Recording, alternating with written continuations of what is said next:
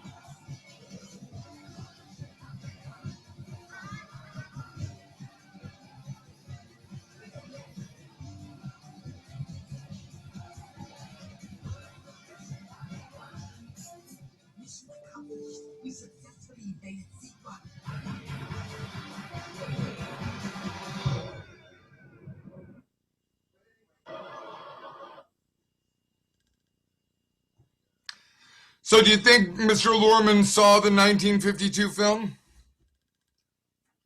I think he may have.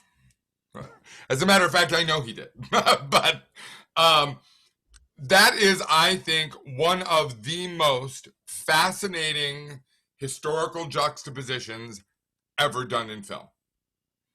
I mean, that's just amazing. It's a mashup of 3 different songs at once, with rap on top of it, and then done with a full-blown, authentic stepped can-can in the center to Hey Sister, Soul Sister. Who would have thought?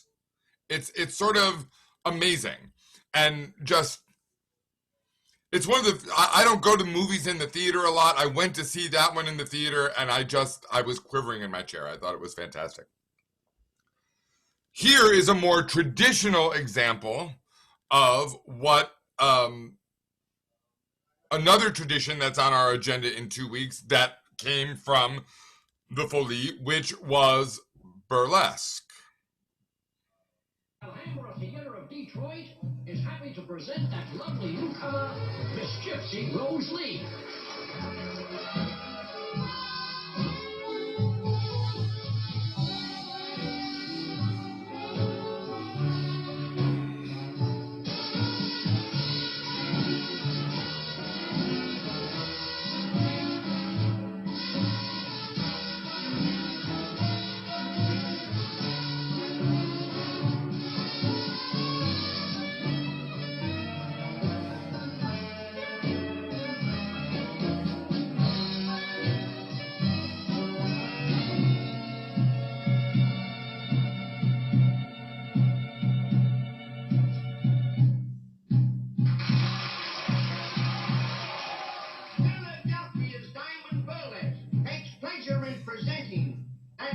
lovely new star, Miss Gypsy Rose Lee.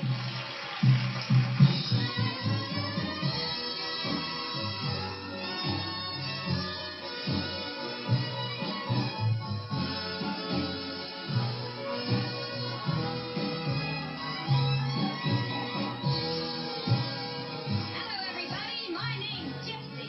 What's yours?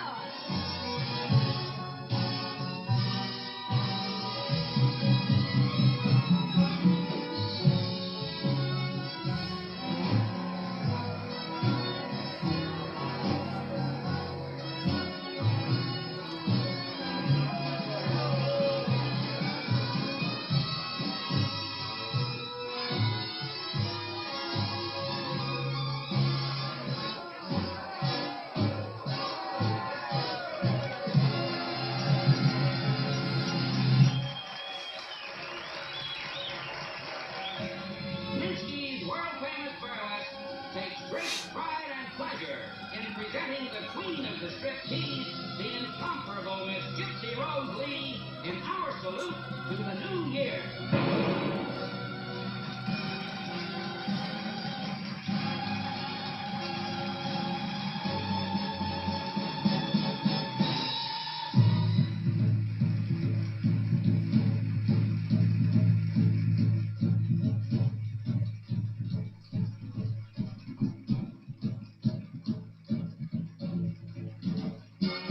Let me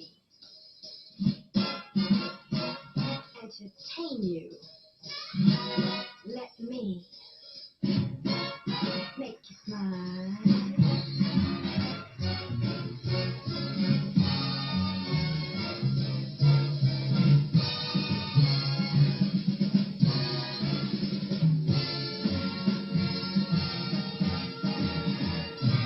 Let me entertain you. We'll have a real good. And if you're real good, I'll make you feel good. I want your spirit to climb. Let me entertain you. And we'll have a real good time. Yes, sir. We'll have a real good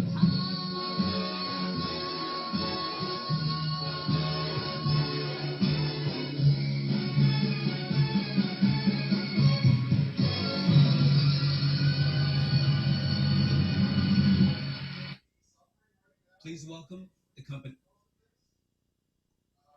So, that was Natalie Wood in the film adaptation of the musical Gypsy. Gypsy Rose Lee became probably the most famous burlesque composer in American or performer in American performance history. Her fame was not only that she was as beautiful as she was, but that she was totally classy, that she never, ever, ever did anything that was vulgar or emptily suggestive. It was always about being an actual strip dash tease. Which of course inspired, Julie Stein and Mr. Sondheim to write the musical. Does anybody remember what other famous musical Natalie Wood is in the film of? Yes? No? Maybe? West Side Story. West Side Story. Bravo to Amanda. Now, what you just heard, her version of Let Me Entertain You, that's Natalie Wood's voice. Is in West Side Story, that is not Natalie Wood's voice. That's Marni Nixon's voice. Marni Nixon was a friend of mine for 25 years. She just died in 2016. She was 86 years old. She went for 50 years of her life that she could not tell anybody that she was the voice of Natalie Wood, Deborah Kerr, and Audrey Hepburn. But she was a famous, famous singer in her own right in time, which was comeuppance in time, and a really, really, really good singing teacher. She was amazing. And here is an even more modern example.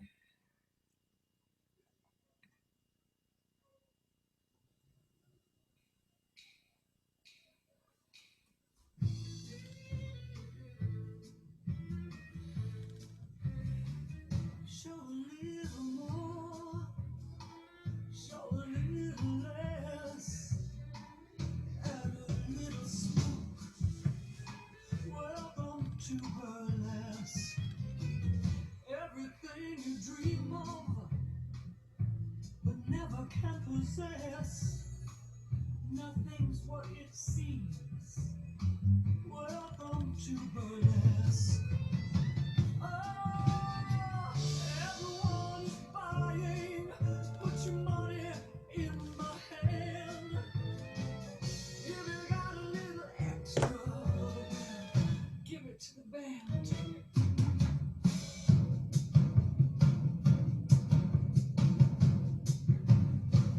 You may not be guilty, but you're ready to confess.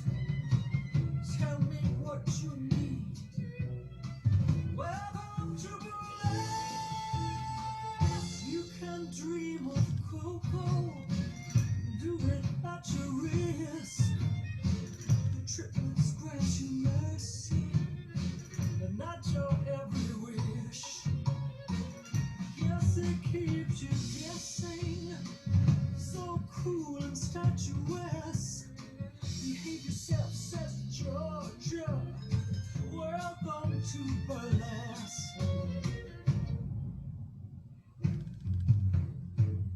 Oh, everyone is buying. Put your money in my hand.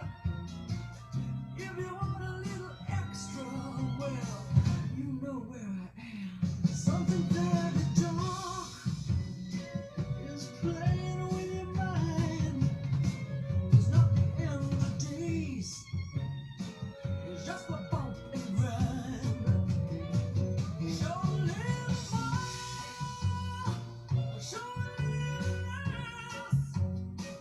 And a little smoke. Welcome to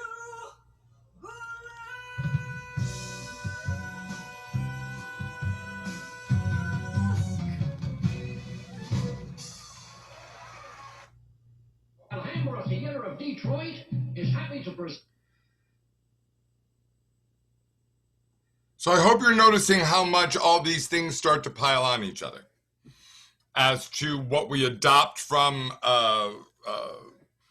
something that becomes successful and very, very popular, and the pieces that we keep, and then other parts that we leave behind. We're going to see a little more of, you know, the Follies, vaudeville, burlesque type of things, as I said, in 2 weeks. The final portion of what we were talking about this week, of course, was minstrelsy.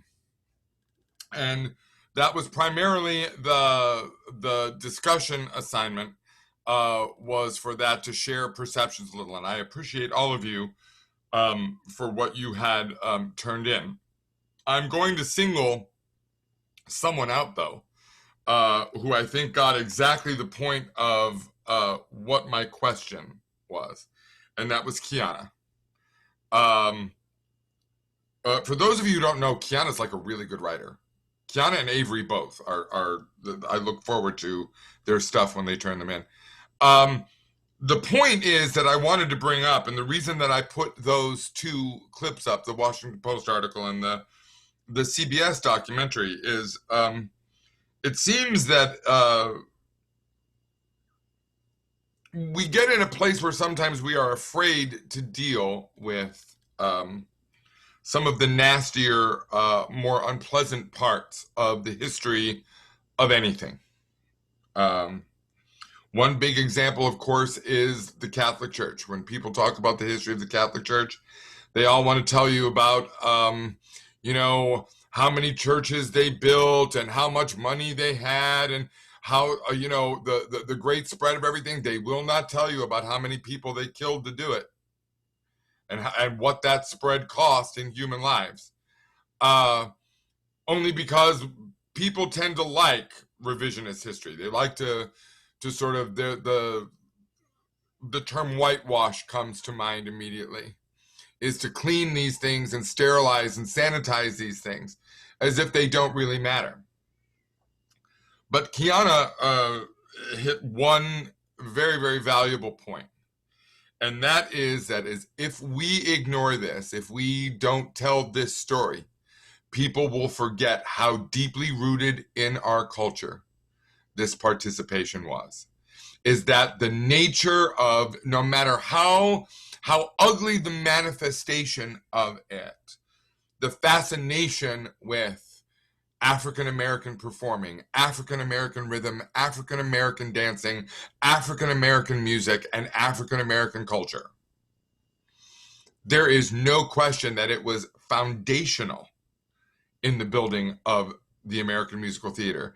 And if we don't tell the story, if we don't embrace the ugly, embarrassing part, we can't tell the real part of the story, which is, look at how significant these contributions are. So in doing that, I'm sure many of you, if you want to, you can go on YouTube and you can see that there are many examples of many of them not done nicely, that go all the way into the 1970s, of people thinking it's okay to still use blackface and to still demean the history of a portion of the history of a culture group. For those of you who are not opera followers, believe it or not, the blackface argument still takes place every day. There are two very, very famous operas. Both of them happen to be by the composer Giuseppe Verdi, an Italian, that feature very, very strongly African American leads. One of them is the opera Aida, which is the same story that Elton John's musical is about. The other is Otello, which, as you may guess, is based on Shakespeare's Othello, which famously stars a Moor, right? Who is a Spaniard who is also mixed with African.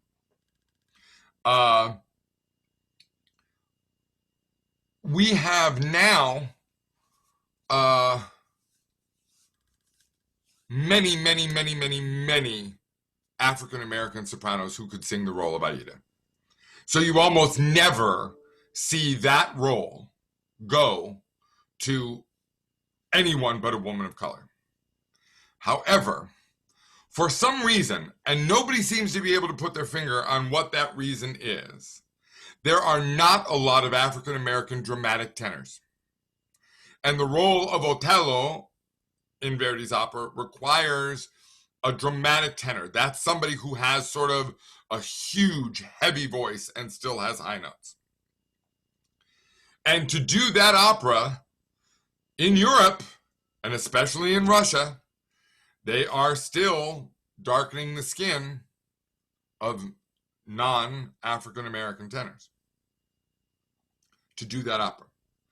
And let me tell you, believe me, the cultural movement within the opera industry does not like this one bit. Not one bit.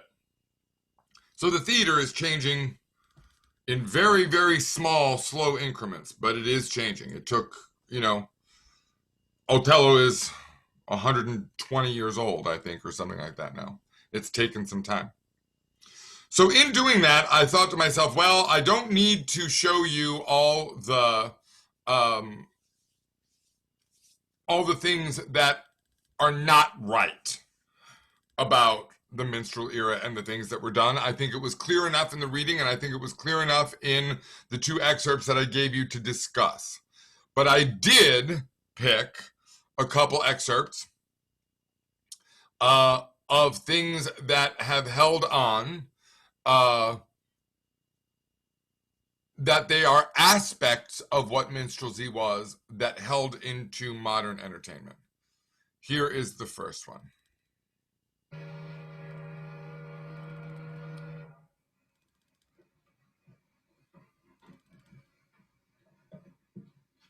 Man, it ain't nobody in the world can get me on my feet again until we hit Memphis, unless this boat sinks. I'm tired too. And if I never see a bale of cotton no more in life, that'll be too soon.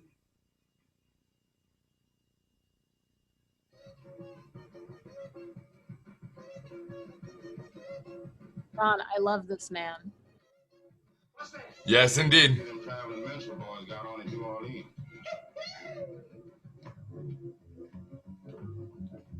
Not too tired to dance.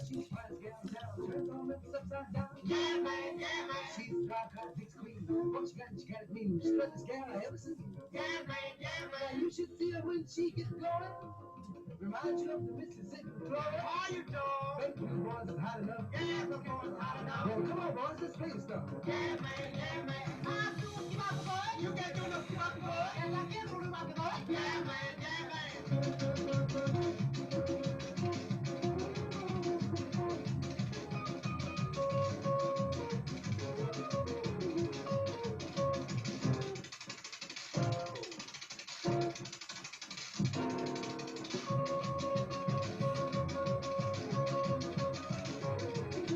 I can take a chorus too. You can take a chorus too. Yes, I can take a chorus too.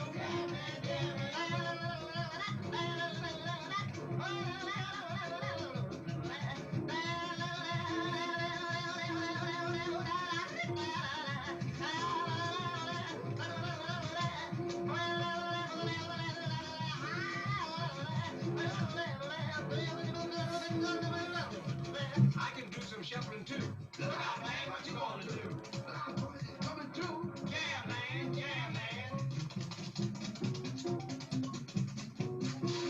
Boy, you got educated feet. Boy, I practice all the time. Here's what I set up all night trying to do. Get this.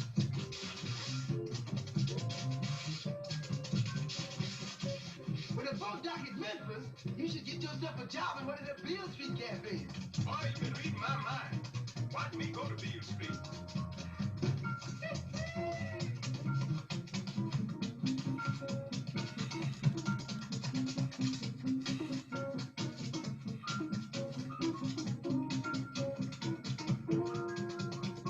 Oh, Sam.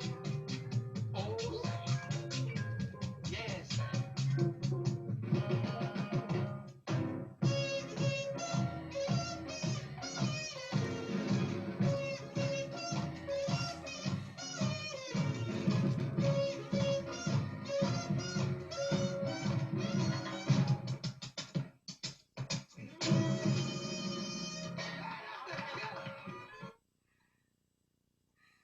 Now, just so that you know, he was 69 years old when that was filmed.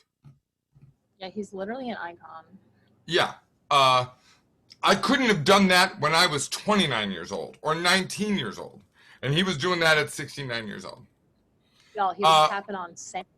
Yeah, the sand dance was one of those things that came from minstrelsy. That came directly from there because very often the performers could not afford real tap shoes. So to get their steps to make sound, they would pour sand on the stage so that you could hear what they could do. He was one of, just one of the best dancers ever. And of course, every tap dancer who works in the business owes a big debt to that man.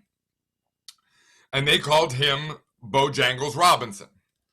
And in the 60s, there was a song that was written, was made famous by a band that I can't remember the name of, but a lot of people recorded the song.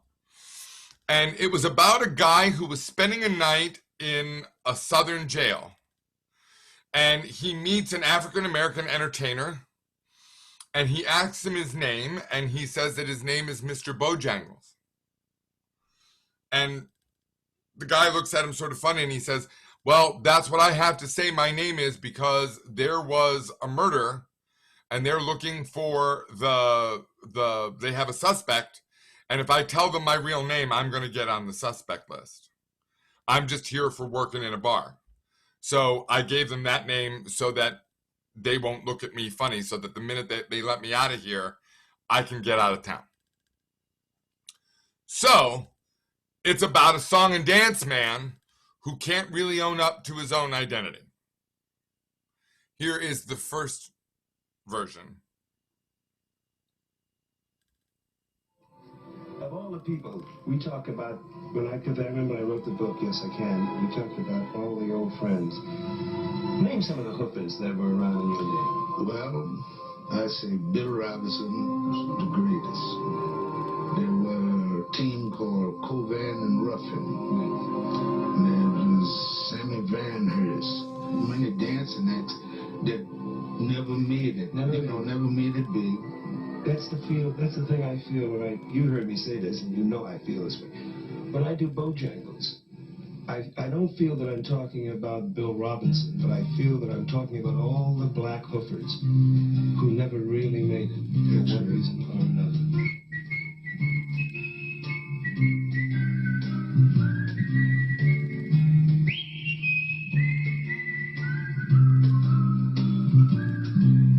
I knew a man, Bojangles, and he danced for you.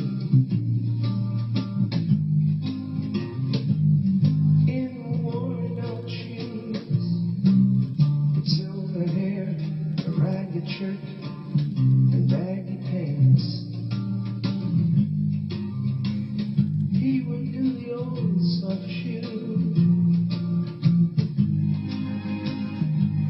He could jump so high, jump so high, and then he'd lightly touch down.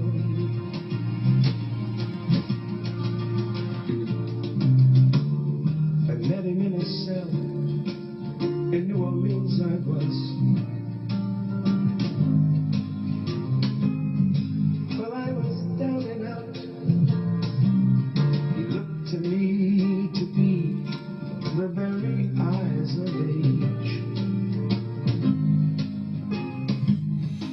As he spoke right out, talked of life. Lord, that man talked of life. Laugh. Slapped his leg a step. He said his name was Bojangles. Then he danced a lick.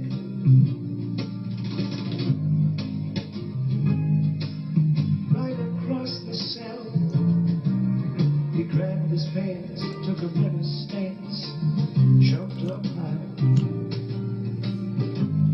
That's when he clicked his heels. Then he let go of life. Lord, he let go of life. Shook back his clothes all around. That was Mr. Bojangles. Mr. Bojangles.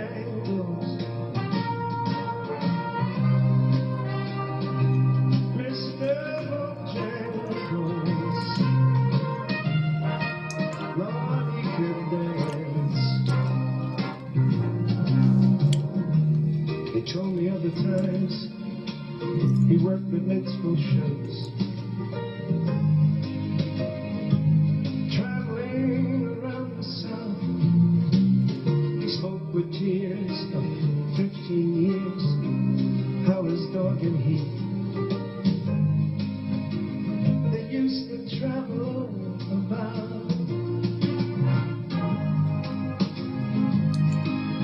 But his dog up and died.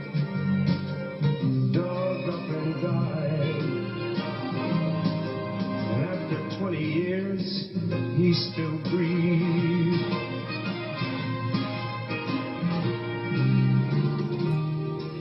He said I danced now at every chance in honky tonks.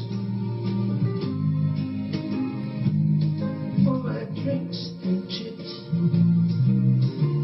But most of the time, I spend behind these county bars. You see, son, I drink so bitter. Then he shook his head. Lord, when he swear I heard someone say, please, please, please. Mr. Bojangles,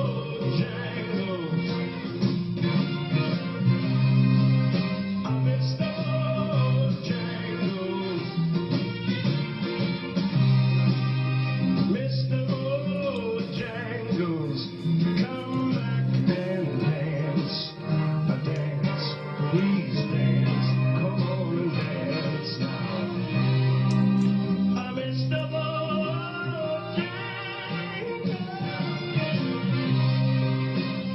Mr.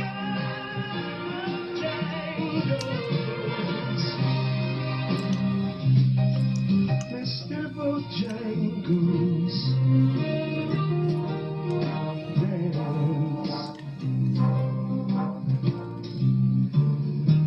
Come back and dance. Please, Bojangles. I wanna see you dance again, Mr. Bojangles.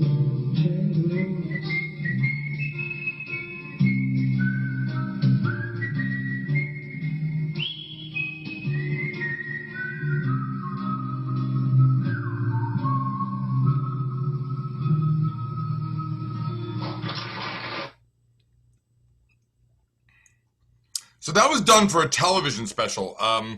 Sammy Davis Jr. used to do a lot of those.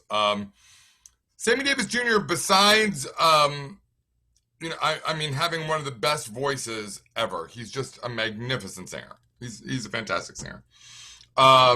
He was in two, one relatively famous Broadway show, which was Pearly, and another one that was not a big success, which was Golden Boy. And that one was written specifically for him. Both were in the 60s. This is, not to bore you too much with a single song, but this is Mr. Fosse's interpretation. And of course, this is Ben Vereen.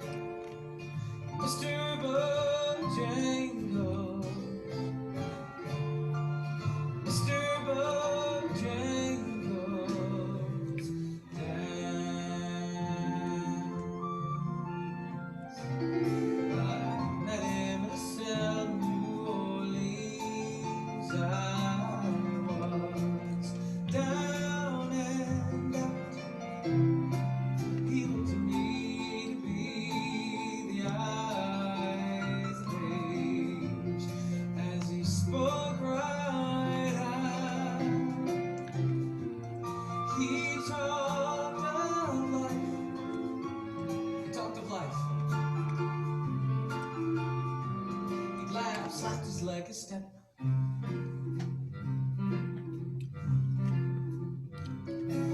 He said his name, Bojangles.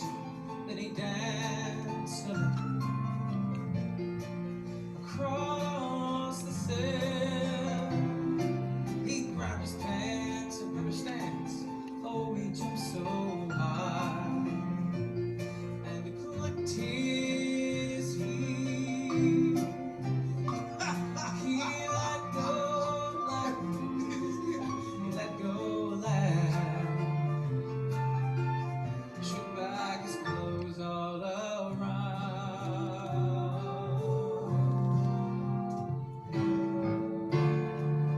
Mr. Bojangles,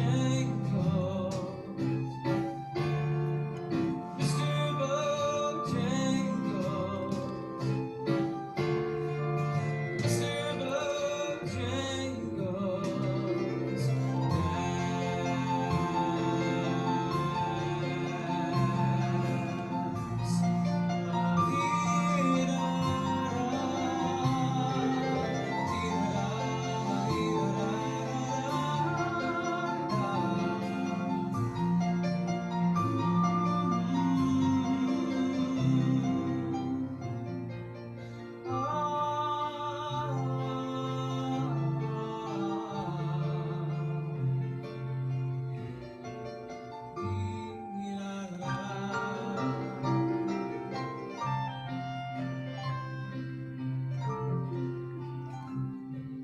He danced for those minstrel shows and county fairs throughout the South. He spoke with tears of 15 years of his dog, and he traveled about. His dog up and died. He up and died. After 20 years, he still grieves. He said, I dance now at every chance at honky tonks, drinks and fortunes, but most of the time I spend behind these county bars. He said, I drinks a bit.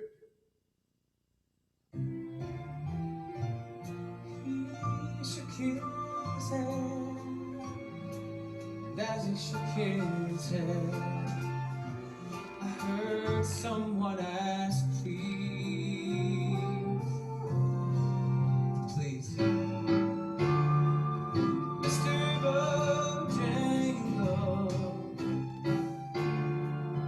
Mr. Bojangles, Mr. Bojangles,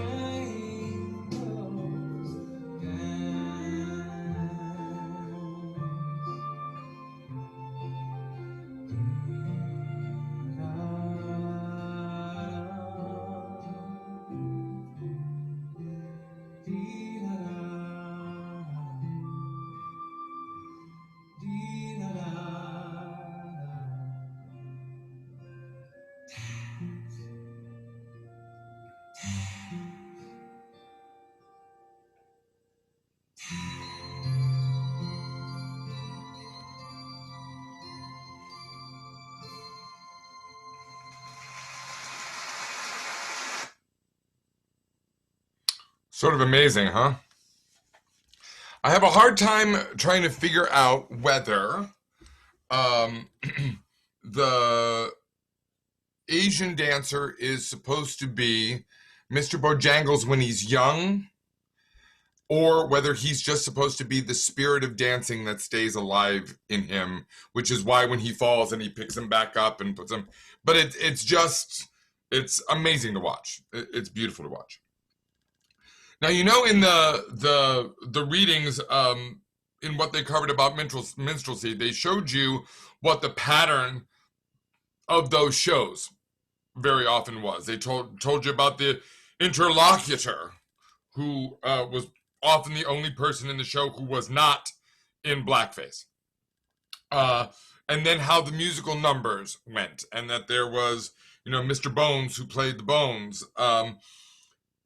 So in taking a lot of the elements from what minstrelsy was, there was a very, very famous trial in the South where 9 African-American men were tried at once for the rape of 2 women.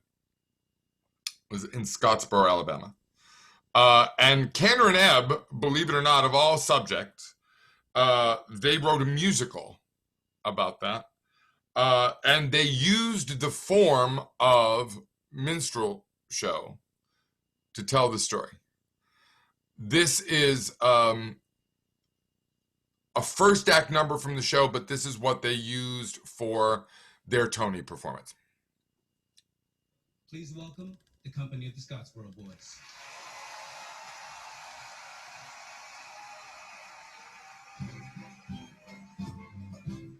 What story are we going to tell tonight? We're going to tell the story of the Scottsboro Boys.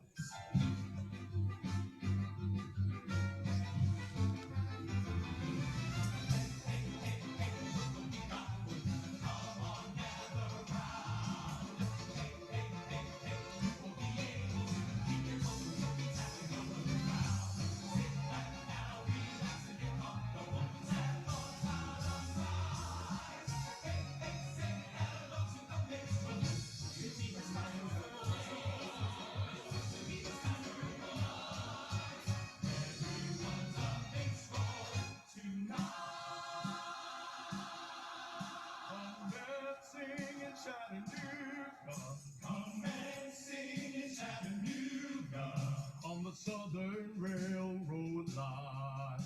On the Southern Railroad line.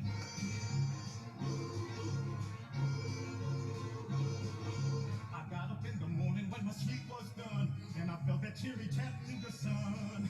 And I thanked the Lord above that I was still alive, and I waited for the 6:05. Come and sing Chattanooga. And it chugga in and I said, there you are, as I settled in the old box car. Then I settled back, believing that the world was fine. I was traveling on the Southern line. Come and see Chattanooga.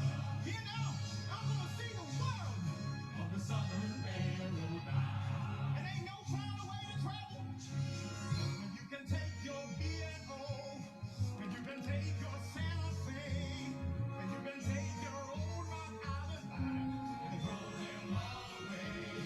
And if the Pennsylvania calls, just say you want your money back. And if the New York Central's all about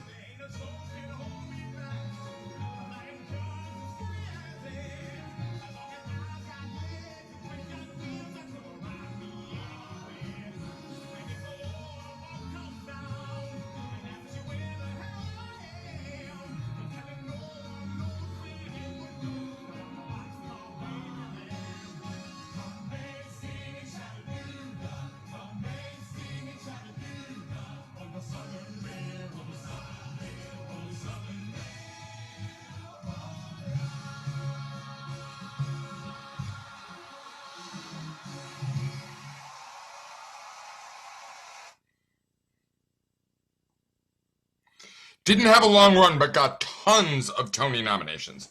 A friend of mine who is an agent for opera singers, her uncle is John Cullum, who was quite a big Broadway star. He starred in Shenandoah. He did quite a few movies, and he was also the interlocutor character in that particular show. And then he ends up later in the show being one of the lawyers, and it plays multiple parts. Do not be deceived by that rollicking, fun opening number, because that show is heartbreaking. It's heartbreaking. It will take you on a trip like no other. If you are interested more in that story, if you look up Scottsboro Boys on YouTube, there is also a documentary that was about the entire trial that is really worth watching. And there are quite a few scenes from the musical. The whole musical isn't up, but there are quite a few scenes. But those, I think, it's those kind of examples that are the best of taking the qualities of something that came before and leaving the bad behind and staying with what is the good and how it affects the longer term life of the theater. So that's sort of this week in minstrelsy and music hall. Anybody have any questions, comments, stuff to do, that kind of thing? Yes, no, maybe? Going. I'm out of here, gone. That was this week. Everything for next week will be up by Sunday morning. Have fun. Last reminder, no late work. Thank you. Bye. Bye.